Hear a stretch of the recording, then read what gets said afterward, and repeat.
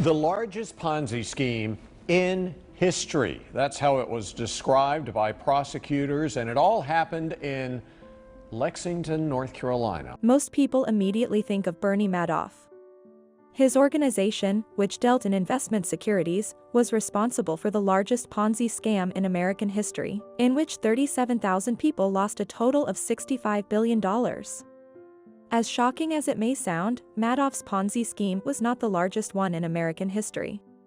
Welcome to Financial Fortune, your ultimate source for uncovering financial news, analyzing market trends, and exploring the world of investments. In today's gripping video, we delve into a shocking revelation that sends shockwaves through the financial industry. Brace yourself as we uncover the truth behind Zayekler.com, an online venture that surpassed even the notorious Madoff's Ponzi scheme. Get ready to unravel the intricate web of deception and learn valuable lessons from this cautionary tale. This is Financial Fortune. After Madoff's imprisonment, the greatest Ponzi scheme in American history occurred. Paul Burks, a resident of North Carolina, is responsible for it. He created the website Zayekler.com, which serves as an online auction platform. Burks developed a complex Ponzi scam that led people to believe they could earn 1.5% daily profits. This is completely ridiculous if you have any understanding of investing at all. An annualized rate of return of 1.5% every day is $23,000. But Burks, using a highly effective marketing campaign and a pyramid-shaped referral program, duped over 1 million people out of $600 million, making his Ponzi scheme 27 times larger than Bernie Madoff's in terms of the number of victims. The victims of Zayekler were financially naive and low income, thus they weren't a particularly interesting story to national media outlets. Zayekler was the mom-and-pop pawn store to Bernie Madoff's high-flying Wall Street business Ponzi scam. Zayekler's victims were better off financially since he took less than Madoff. Hundreds of thousands of consumers in this video lost money before the scam was uncovered and shut down in 2012. 10 years ago, news broke that Zeke Rewards was being investigated by state and federal authorities. A scheme worth more than $800 million, duping people all around the world. And tonight, most of those people still haven't or won't get all of their money back. Michael, the man at the center of this scheme just tried getting out of prison. Okay, a lot of people remember his name. Here he is, Paul Burks. He's now 75 years old.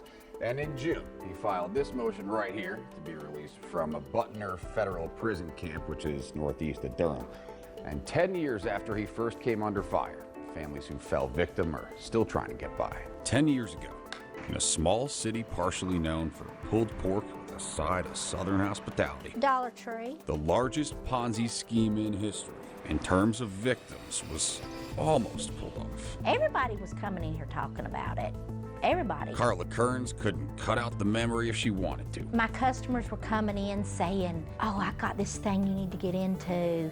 You can make a lot of money. Customers, some affluent, some not, sitting in her chair with claims of elevating their bank accounts through a company called Zayekler and its advertising division, Zeke Rewards, being run out of this unassuming building on West Center Street. Since you sit here doing hair all day, you've got the opportunity to get all these people involved. Until August 2012. Most mornings there were cars just all around the building, people lined up. When all of it It's too good to be true. It usually is. came crashing down. It's something, as we all see in the news, that happens in California, New York, Florida, in the big metropolitan cities, Charlotte. But in Lexington, North Carolina, it's a little strange. It was advertised as an international penny auction site paired with a reward system for recruiting even more people who then put in even more money for bids, promising a bogus 125% return on investment. Some of them put thousands of dollars in. And everything is hers. Including the Chavezes, whose daughter Cerie was diagnosed with leukemia in 2009. The most important thing is that we could have money, whenever we need it for her. A month after pouring their entire savings into Zayekler, $7,000, Sarah Chavez was out doing what she thought was completely legal. I was trying to invite somebody else to do the same. And then that person is the one that told me, oh, you haven't seen the news? She was far from alone. The population of her city at the time was less than 20,000. To equal the total amount of people who fell for Ziegler, you'd have to multiply that figure by 50. That's staggering.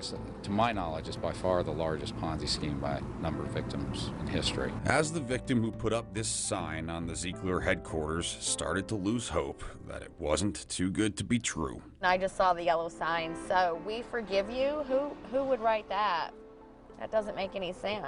The items others across the globe had hoped would build their fortune. It truly becomes a worldwide event when you have something like this. Were laid down and auctioned away. $10 who give $10. All part of the receivership looking to return some of what the near 1 million people had lost. Yeah, you took people's money, and if they're not going to get it back, then you know, that's something you should pay for. About 4.5 years after the lines surrounding Ziegler came to a halt. I couldn't believe it going on election. Its founder, Paul Burks, who lived just minutes away, was sentenced to nearly 15 years on 4 felony fraud charges. That's a long time, especially for a 70-year-old man. In May of this year, he penned this letter as part of his latest effort to get out of federal prison in Butner, North Carolina, the same place infamous Ponzi schemer Bernie Madoff died last year. He was denied. Everywhere was secure, and there was no way in here, so I don't know if that's almost like a fortress, is how they kind of had it. Although remnants remain. Gosh only knows what they had stored, I assume cash or something valuable. The building Ziegler used to occupy has new, honorable life, the home of nonprofit Smart Start of Davidson County, providing opportunities for young children and helping them reach their potential. It's rock and roll time for us. August is always busy.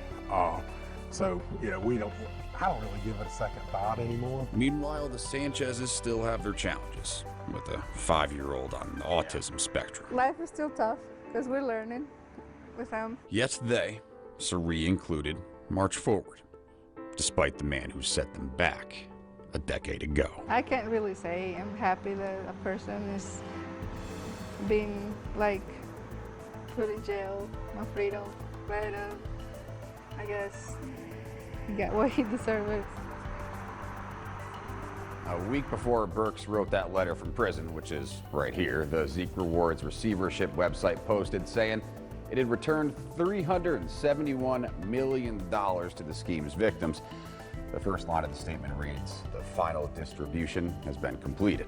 According to the Federal Bureau of Prisons, Burks could be released on the day after Valentine's Day, 2028. And that concludes our eye-opening report on Zayekler.com, an enterprise larger than Madoff's Ponzi scheme. We hope this video has shed light on the importance of due diligence and staying vigilant in the ever-changing financial landscape. Remember to like, subscribe, and hit the notification bell to stay updated with our latest videos. At Financial Fortune, we're committed to equipping you with the knowledge and tools you need to navigate the world of investments. Thank you for joining us today.